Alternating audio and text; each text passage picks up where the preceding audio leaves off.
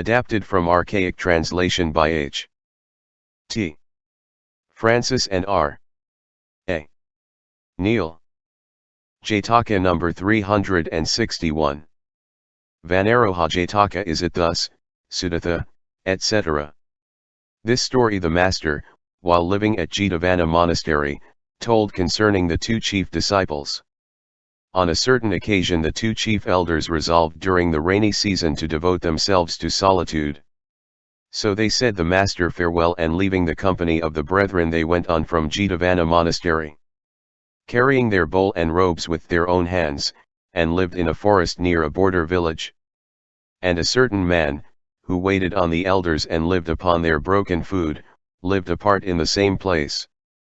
On seeing how happily these elders lived together, he thought, I wonder if it is possible to set them at variance. So he came near to Sariputra and said, Can it be, Reverend Sir, that there is some quarrel between you and the venerable chief elder monk Moggallana? Why so, sir? He asked. He ever, holy sir, speaks in your criticism and says, when I am gone, what is Sariputra worth compared with me in caste, lineage, family, and country, or in the power of attainments in the sacred volumes? The elder monk smiled and said, Be off, Sira. Another day he came near to the chief elder monk Moggallana, and said the same thing. He too smiled and said, Be off, Sira. Moggallana went to Sariputra and asked, Has this fellow, who lives on our leftovers, said anything to you? Yes, friend, he has. And he said exactly the same thing to me. We must drive him away. Very well, friend, drive him away. The elder monk said, You are not to come here, and snapping his fingers at him, he drove him away. The two elders lived happily together, and returning to the master, made acts of homages to him and sat down. The master spoke kindly to them and asked if they had kept their retreat pleasantly. They said, A certain beggar wished to set us at variance, but failing in the attempt he ran away. The master said, Truly, Sariputra, not now only, but formerly also, he thought to set you at variance, but failing in the attempt he ran away. And on this at his request he told a story of past days. Once upon a time when Brahmadatta was reigning in Benares, the Bodhisattva was a tree god in a forest. At that time a lion and a tiger lived in a mountain cave in that forest.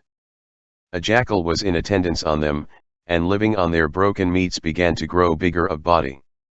And one day he was struck with the thought, I have never yet eaten the flesh of a lion or a tiger. I must set these two animals quarrel with each other, and when in consequence of their quarrel they have come by their death, I will eat their flesh. So he came near to the lion and said, Is there any quarrel, sir, between you and the tiger? Why so, sir? Your reverence. He said. He ever speaks in your criticism and says, When I am gone, this lion will never attain to the 16th part of my personal beauty, nor of my stature and size, nor of my natural strength and power. Then the lion said to him, Off with you. He will never speak thus of me. Then the jackal came near to the tiger also, and spoke after the same manner. On hearing him, the tiger moved fast to the lion, and asked, Friend, is it true, that you said so and so of me? And he spoke the first stanza. Is it thus Sudatha speaks of me? In grace of form and ancestry. In might and skill in the field. Zhivago still to me must yield. On hearing this Sudatha repeated the four remaining stanzas. Is it thus Zhivago speaks of me? In grace of form and ancestry. In might and skill in the field.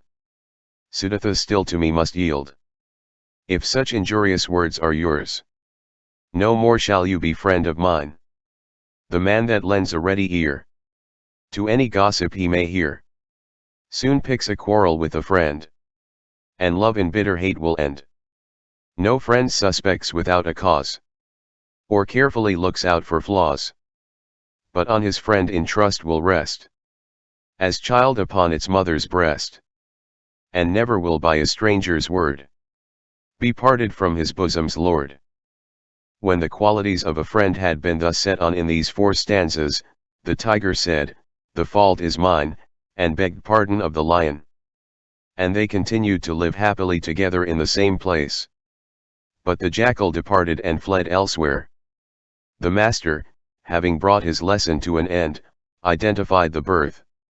At that time the jackal was the beggar who lived on broken meats. The lion was Saraputra, the tiger Moggallana, and the deity that lived in that forest and saw the whole thing with his own eyes was I myself. Source: adapted from archaic translation by H. T. Francis and R. A. Neal. Jataka number 362. Jataka.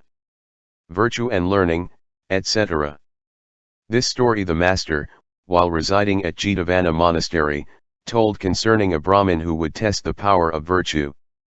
The king, they say, owing to his reputation for virtue, regarded him with special honor, beyond what was paid to other Brahmins. He thought, can it be that the king regards me with special honor, because I am gifted with virtue, or as one devoted to the acquisition of learning?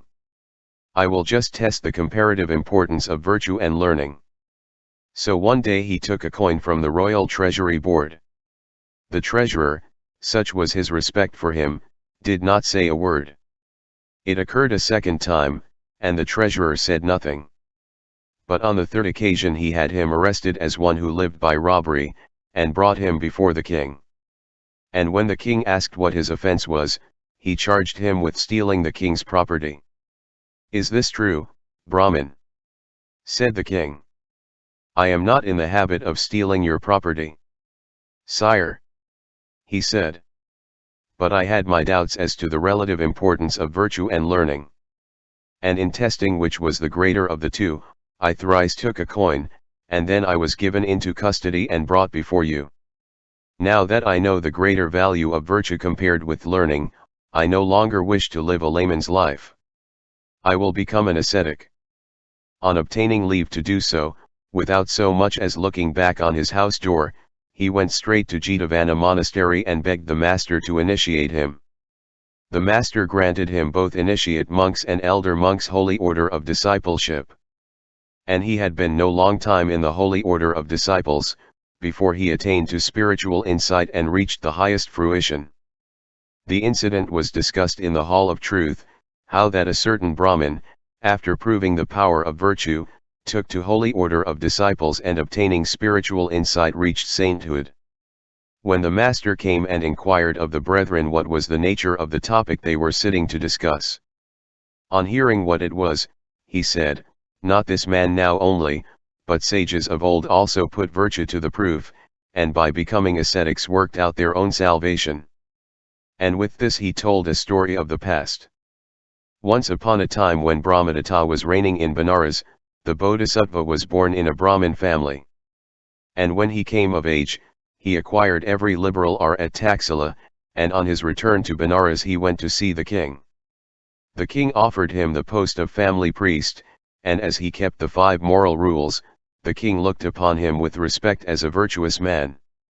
"Can it be," he thought, "that the king regards me with respect as a virtuous man, or as one devoted to the acquisition of learning?" And the whole story corresponds exactly with the modern instance, but in this case the Brahmin said, "Now I know the great importance of virtue compared with learning." And on this he spoke these 5 stanzas. "Virtue and learning I was glad to test. From now on I doubt not virtue is the best. Virtue excels vain gifts of form and birth. Apart from virtue learning has no worth. A prince or peasant, if to sin enslaved, in neither world front misery is saved. Men of high caste with those of low degree, if virtuous here, in heaven will equal be. Not birth, nor tradition, nor friendship anything avails. Pure virtue only causes future bliss to follow." Thus did the great being sing the praises of virtue. And having gained the consent of the king, that very day he took himself to the Himalaya region, and adopting the religious life of an ascetic he developed the faculties and attainments, and became destined to birth in the. The master here ended this lesson and identified the birth. At that time it was I myself that put virtue to the test and adopted the religious life of an ascetic. Source. Adapted from archaic translation by H. T. Francis and R. A. Neil.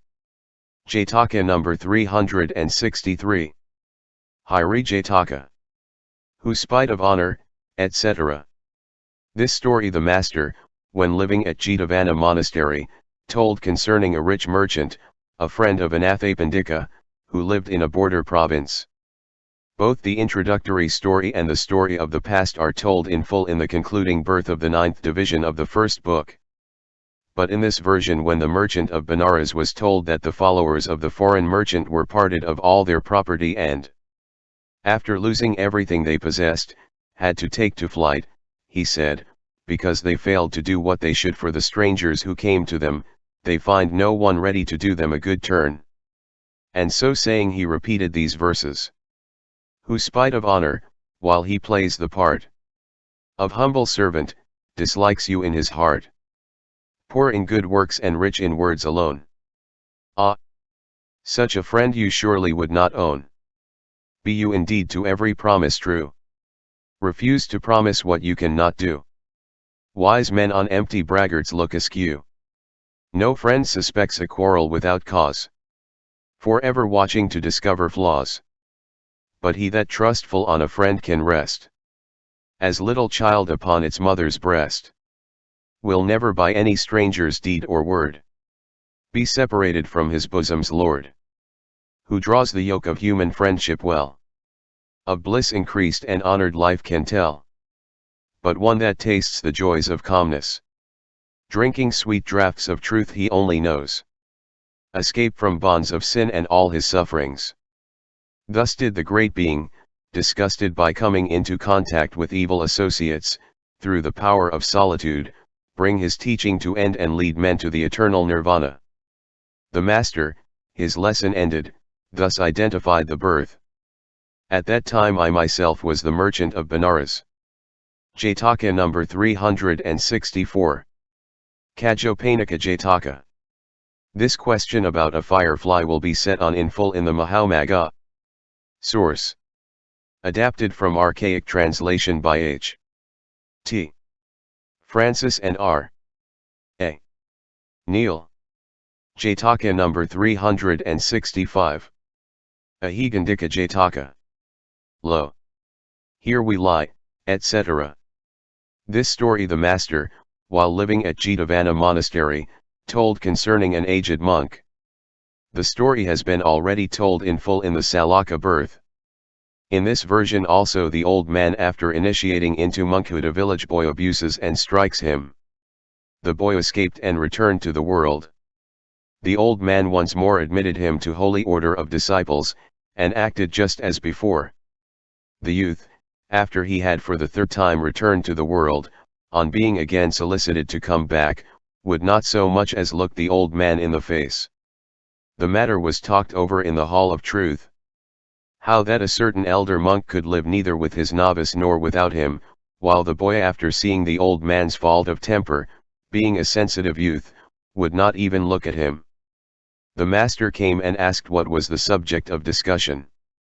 When they told him, he said, "Not now only, brethren, but formerly also this same youth was a sensitive novice, who after observing the elder monk's faults would not so much as look at him." And so saying he told a story of the past. Once upon a time in the reign of Brahmadatta, king of Benares, the Bodhisattva was born in a corn merchant's family.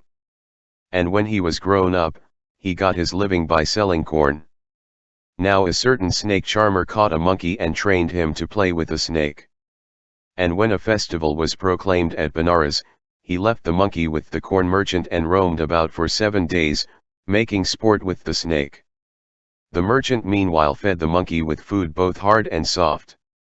On the 7th day the snake charmer got drunk at the festival merry-making, and came back and struck the monkey 3 times with a piece of bamboo, and then taking him with him to a garden, he tied him up and fell asleep.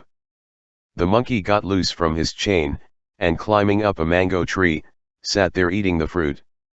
The snake charmer on waking up saw the monkey perched on the tree and thought, I must catch him by enticing him.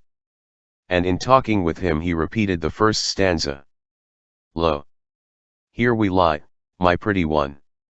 Like gambler by the dice undone. Let fall some mangoes. Well we know. Are living to your tricks we owe.